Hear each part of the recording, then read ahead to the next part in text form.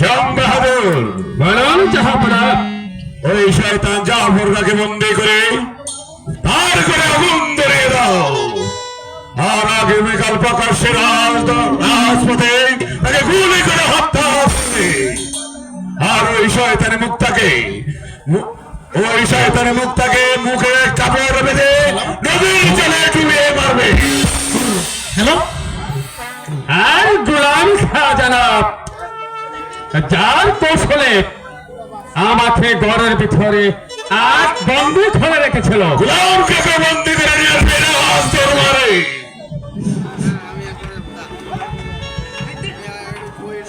কাকে বন্ধ করতে চান জাহাপনা? আমার শত্রু জাফর খা আর শয়তান গোলাম খাকে। কেন জাহাপনা? তাদের অপরাধ কি? গোলাম খার সাহায্যে ওই শয়তানের মুখটাকে জাফর কন্যার সাথে বিয়ে দিয়েছে বলে। সেটা তো কোনো অপরাধ নয় জাহাপনা। তুমি কি বলছো বেগম? এটা তার অপরাধ নয়। না, সে তার আইন পালন করেছে। আমি বিশ্বাস করি না।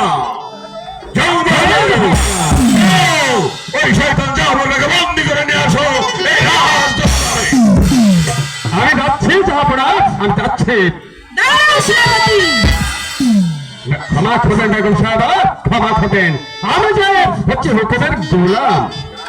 যাও জং বাহাদুর, ওই জাফর গোলামকে বন্দি করে নিয়ে আসো। কারো সাধ্য হবে না যেটা উনিকে আর গোলাম খাকে বন্দি করা। তুমি এখানে কেন এসেছো আজাদ? শুধু এখানে নয় পিতা, যেখানে অধর্মের কাছে ধর্ম লাঞ্ছিত হয় সেখানেই আমি চলে যাই পিতা। তুমি তাকে মুক্ত করতে পারবে না আজাদ? কেন পারবো না পিতা? সে তো কোনো অপরাধ করেনি। অপরাধ করেছি আমি, শাস্তি পাবো আমি। আমাকে আপনি শাস্তি দেন পিতা। হ্যাঁ, তোমাকে আমি কঠোর শাস্তি দেবো, তোমাকে আমি কারারুদ্ধ করবো। হ্যাঁ পিতা, এ বিয়ার যেখানে যা করতে হয়েছে তা আমি করেছি। আমাকে আপনি শাস্তি দিন। জং বাহাদুর, কোথায় গেলে জং বাহাদুর? হ্যালো হ্যালো,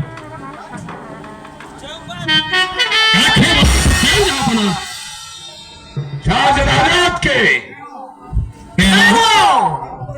আমার অপরাধ কি?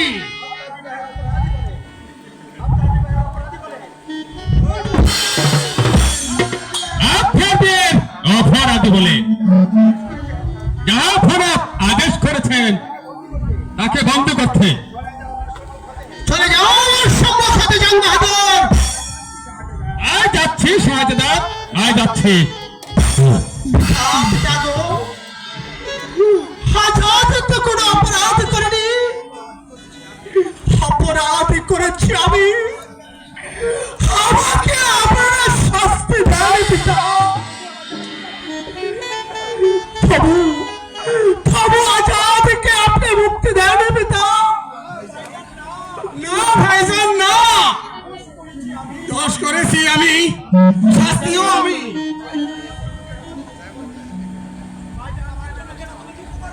ভাইজান আমার জন্য কেন দুঃখ করবে?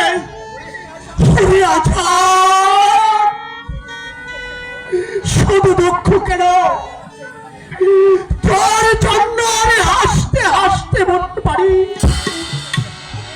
যখন আমার চোখের সামনে তোর শাস্তি হোক, আজ আমি সইতে পারবো না।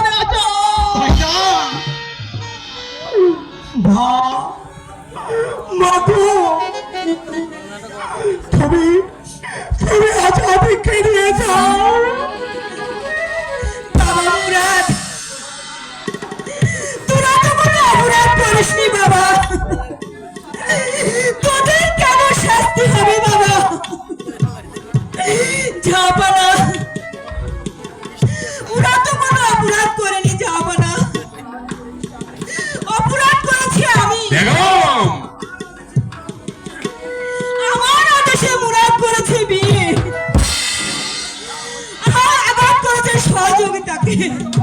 বেগম, তোমাদের কারণে আজ আমার উঁচু মাথা নিতে হয়ে গেছে বেগম। আজ আমি কারো কথা শুনবো না। ওরে আজাদ, শৈশব থেকে তোকে আমি কুলে পিঠে করে মানুষ করেছি, লেখাপড়া শিখে বীর যোদ্ধা হিসেবে করে নিয়েছি। আজ তুই রাজবংশের গৌরব, আর তুই কিনা সামান্য একটা ভিখারির মেয়ের বাবা হয়ে সবকিছু বেশ, আমার ছয় মুক্তাই যদি তোর কাছে আপন বলে মনে হয়ে থাকে, তাহলে তোর হয়ে যা আমার চোখের সামনে থেকে। তোর এই শিরিনি যাব, আমি আর দর্শন করতে চাই না। বেরিয়ে যা আমার রাজপ্রাসাদ থেকে। খোদা, পিতা হয়ে পুত্রের মুখ দেখতে চাই না। আমি এখন কি করব খোদা? ভাইজান, শ্রীরামচন্দ্র যেমন পিতার আদেশে জীবন পন্ন করেছেন, বনে গিয়েছিল, তুমি অমুক্তার হাত ধরে অনেক দূরে চলে যাও, অনেক দূরে যাও। যাবো রে, যাবো আজাদ। আমি অনেক দূরে চলে যাব। মা, মা গো, মা। আমার জন্য কোনো দুঃখ করো না মা। আমার স্নেহের ছোট ভাই আজাদ রইল,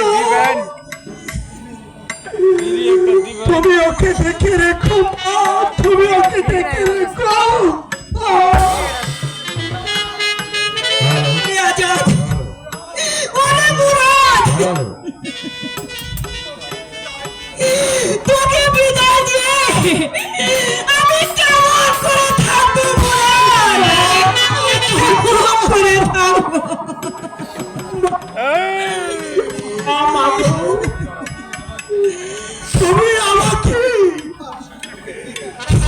হাসি মুখে বিদায় দাও মা। বিদায় দেন বিদায় দেন মাতা গো, ও মাতা।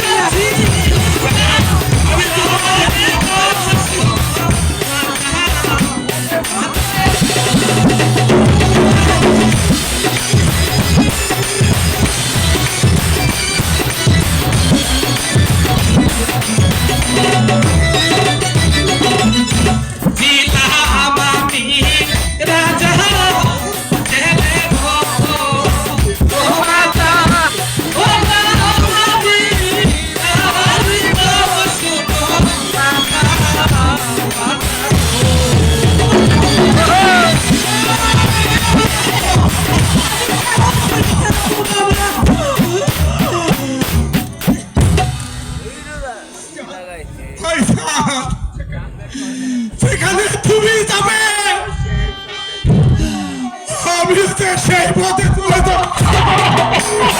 আমার কথা মনে ওরে গো ওরে দাদা এই খবরে আমার গো শোনো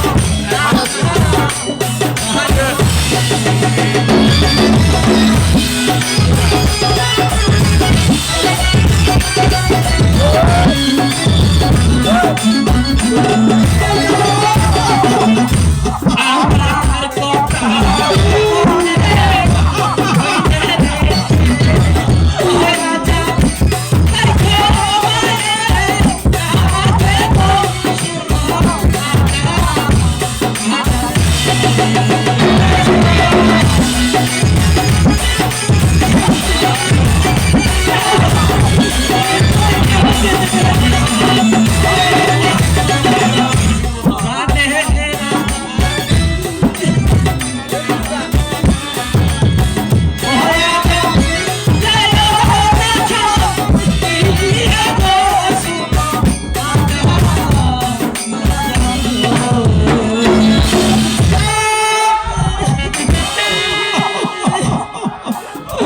আমাকে ছেড়ে যেও না ভাইজান, আমি যে তোমাকে ছাড়া থাকতে পারবো না, থাকতে পারবো না।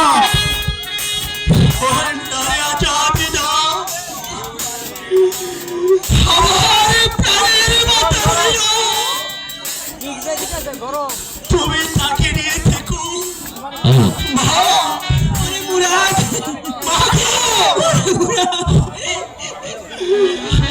আমি তোমার ছেলে, তোমাকে ছেড়ে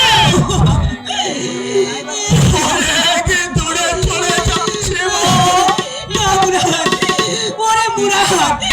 তোকে ছেড়ে আমি কেমন করে বাঁচবো মুরাদ, আমি কেমন করে বাঁচবো।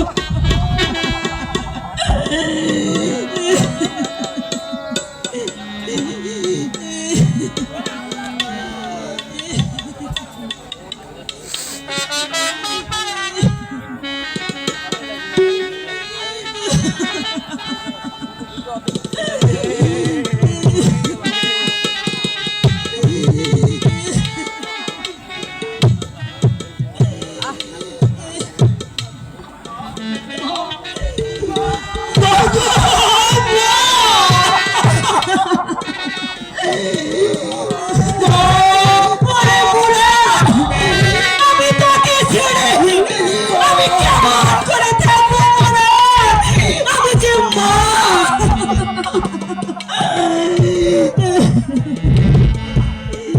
বিদায়েরই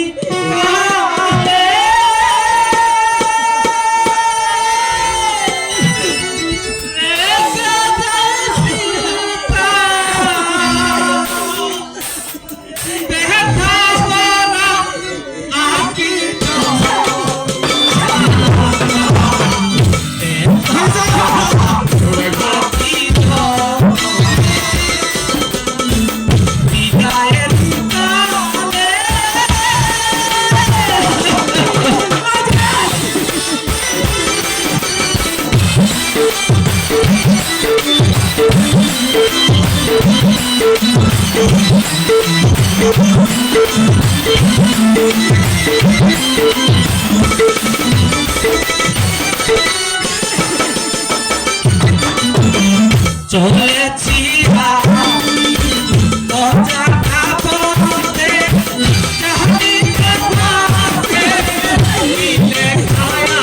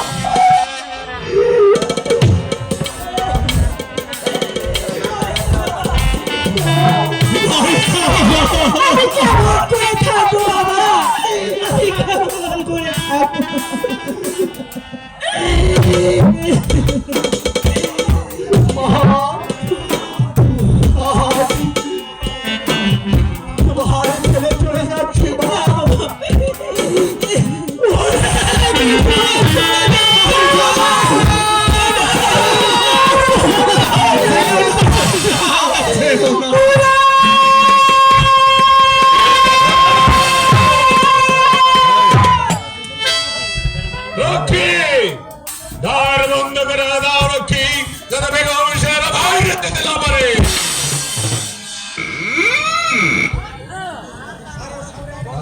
কারো সাধ্য হবে না আমার মুখ মাকে আটকে রাখে। আজাদ, চোখ রাঙে আমাকে থামিয়ে রাখতে পারবে না পিতা।